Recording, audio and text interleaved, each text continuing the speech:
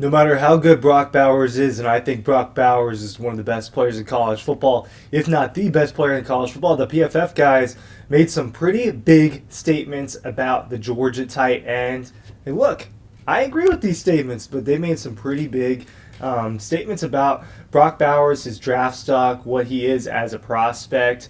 The PFF guys are doing a little bit of pre-draft scouting before the season goes, kind of evaluating preseason who their biggest targets are, and they did tight ends, and they had a lot to say about Georgia's tight end, about the most recent Mackey Award winner and a two-time national champion, and Brock Bowers, a guy that really does it all at the tight end position. So to me, the things that they're saying aren't crazy, and there are definitely some good comparisons that we got to talk about. They compare him to George Kittle a little bit, and I think there needs to be a discussion about, is he a better prospect than Kyle Pitts?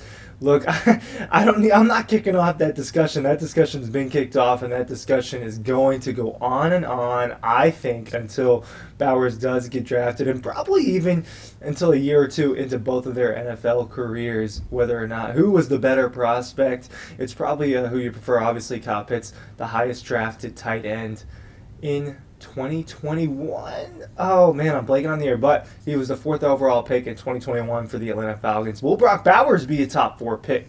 We'll find out. Ryan Curley from Dawg Post talking about Brock Bowers and his NFL draft stock. Real quick, make sure you're checking out Double Dogs and Dougstruction and the preview magazine down below. We've got promos going on for that. Double Dogs, make sure you were at least checking that out with the links down below. Let's get into some of the things that they said. I wrote down a few of the things that both Trevor Sikkema and Connor Rogers, I call them the PFF guys. If that's too informal for you, I apologize. But what do the PFF guys have to say? I'm going to read some of the things that Trevor Sikkema said, because he went on and on about Bowers, right? This is going to be one of the highest prospects I've ever graded from a numbers perspective. He did mention that he's been doing it on a more serious level, I think, since 2015. So we're talking about 8 years of his personal data, and obviously he's not the only draft analyst out there, and he's not necessarily the draft analyst out there, but this is what a person who does this for a living and analyzes these players thinks about Brock Bowers. I've got to think that Brock Bowers is going to be one of the top 10 players I've ever scouted. That's what he said. There was a certain point, I watched a video where all he did was pause and say, he's incredible, man. But what was the big statement is Bowers would have been a first-round pick if he could have declared as a true freshman after his true freshman season.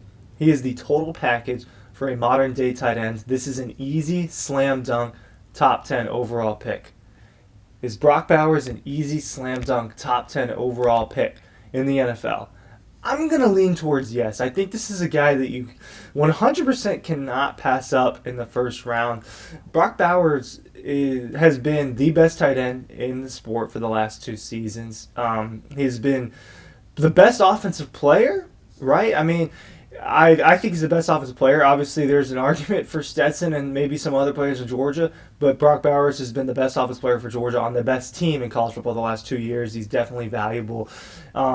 He does it all, and you need that from a tight end. You see that from the great modern-day tight ends in the NFL, like George Kittle and Travis Kelce. They don't line up from just one spot, and that's what you get from Bowers. He lines up tight, he lines up wide, he's lined up in the backfield, he lines up in different positions, he does whatever's asked. This is a guy who is, in my opinion, an easy slam dunk, top 10 overall pick. So what these guys are saying is not crazy. What did Connor Rogers have to say? He 100% agrees. He said, "It was so hard to write down negatives, I literally wrote 2 notes. Could be an over-aggressive lunger on run blocking and hope he can add 10 pounds. That's it, 10 pounds. So Bowers listed at around 240.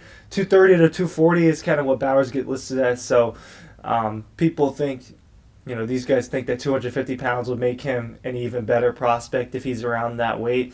Now, here is the thing against Brock Bowers, and I always talk about it as being the knock on Brock Bowers, right? Because they talked about what are the pros and what are the cons. It's this long list of pros, and there's only 1 or 2 cons. The con with Brock Bowers is the size. As physically imposing as he is, as fast as he is, as good of a blocker as he is not the prototypical size for a tight end, right? I think Travis Kelce is about 6'6", big guy, right? Great rounder. Brock Bowers listed at 6'4". Look, I'm being realistic. I'm giving it to you. He's not 6'4". I really doubt that he's 6'4", and I don't care, right? But is a knock on him as a prospect. He's probably 6'3". I've stood around him enough. I'm 6'1". He's not that much taller than me, right? He doesn't, I know people that are 6'4". My father's 6'4". I know what 6'4" is next to me all the time. And I think Bowers is probably 6'3". Now, whatever, right?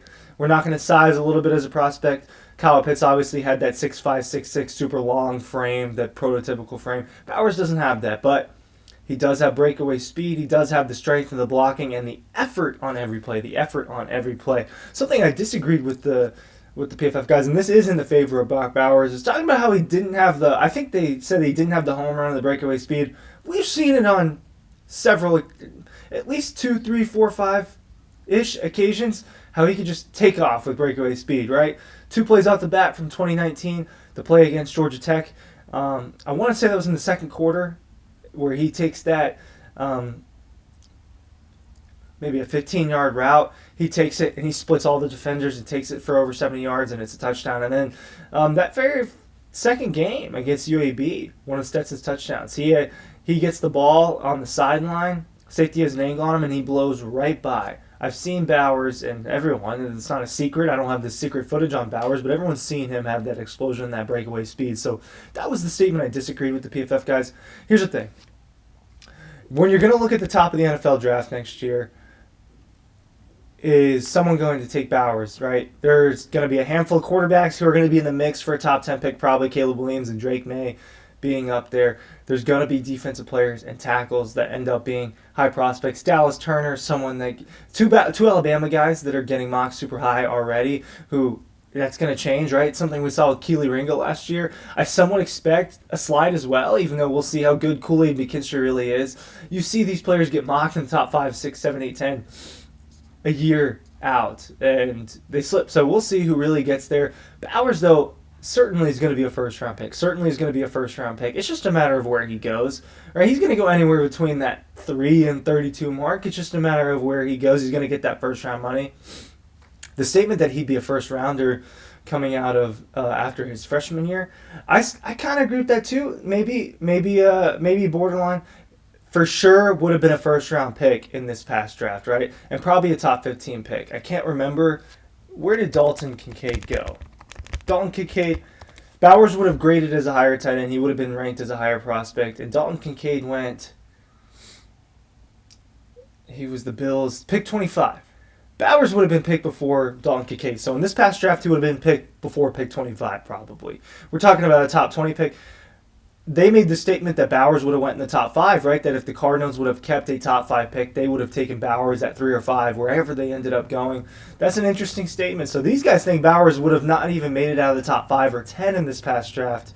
Doesn't need to play another season of college football if he didn't, that he could sit out. I think that's probably true. And we've seen it in the past where players have sat out and been drafted in multiple sports. But in the NFL, a big recent example of someone who sat out their last year of eligibility and still was a high pick, and also is one of the best players in the NFL, Jamar Chase of LSU, is a major example for that. Obviously, COVID factored into that decision. Bowers is not going to sit out, right? This is not a guy who's going to sit out. That's just not something I even see as being in the cards, obviously. I'm not saying that as he's going to. But a slam dunk top 10 pick, I agree. What do you think? Links are down below. Thanks for watching.